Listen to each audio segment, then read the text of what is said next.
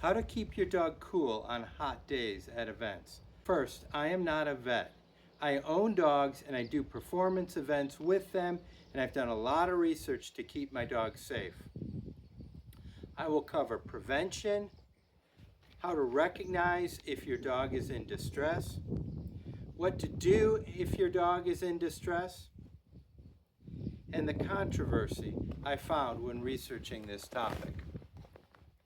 To start with, if there are heat advisories and it's dangerously hot outside, maybe it's a good idea just to cancel.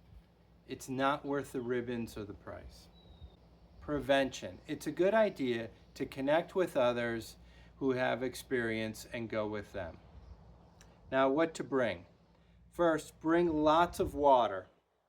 You will need water for yourself to drink, water for your dog to drink, and possibly water to douse your dogs if they get heat stress. So this is everything I bring.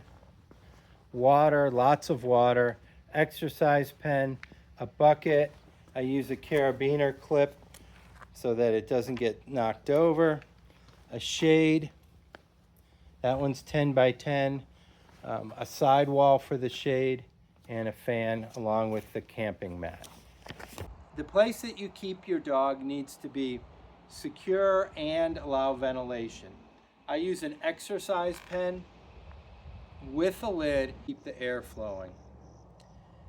Here is a picture of my setup. Once your dog finishes an activity, if they're wearing a muzzle, the first thing you do is take the muzzle off. The dog needs to be able to pant. Panting is the way they release heat. Then get them out of the sun and get them cool water to drink. Drinking cool water is probably the most important way that a dog cools himself off. Many people wet their dog to cool them off. Let me show you how I wet my dogs. I basically wet from this line down. I make sure I get the underside of my dog, getting their chest, their loins, their thighs, their legs, and their top of the head. I'll explain why later. Make sure you have air blowing on the dog. Either use a fan or if there's a breeze. Note that a dog's temperature will continue to rise after they exercise. It can also rise in anticipation of exercise. So always be sure to monitor your dog. Now, signs of thermal stress. And just to start with, normal thermal stress. Two key signs. One, your dog seeks shade. Your dog will run to the shade. Lay down possibly. The next is if your dog disengages in any way. Disengages from you, disengages from the activity. These are signs that your dog is seeking a break and needs to cool themselves down. Now, how to recognize if your dog is in distress. I'll post some more detailed information in the comments, but what I look for is how they are panting.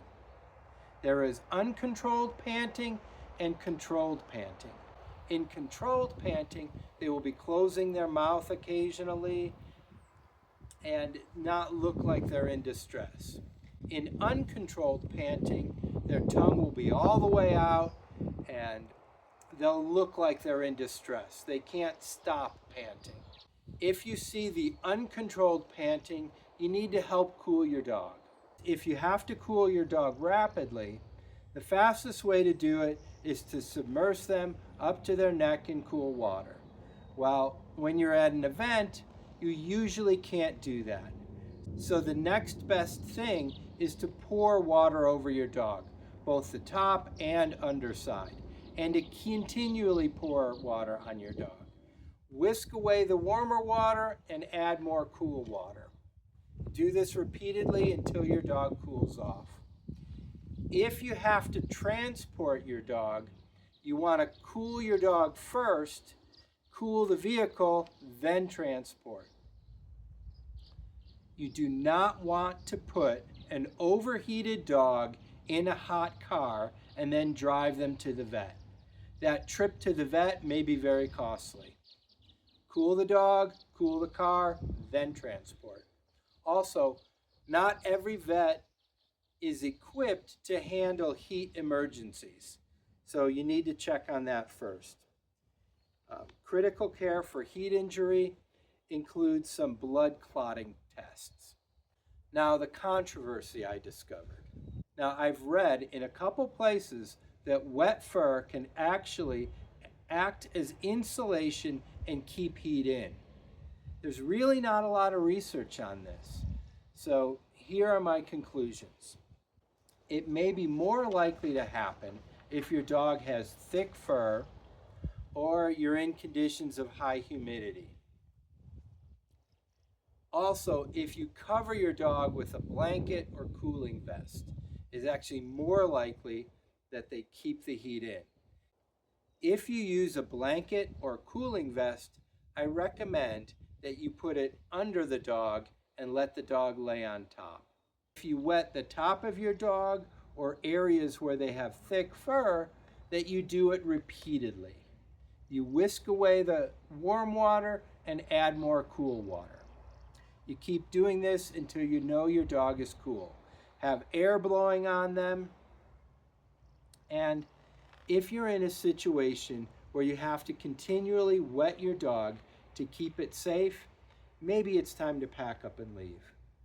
Now, I asked that question of the veterinary tactical group if wet fur can cause a dog to get hotter. This is their response. Our thoughts are that anything colder than the dog will pull heat from the dog. So cold fur will pull some heat as long as that water around the fur is moved and replaced with new colder water. The heat will continue to be transferred. So have fun, keep your dog safe. I will put links to research in the comments.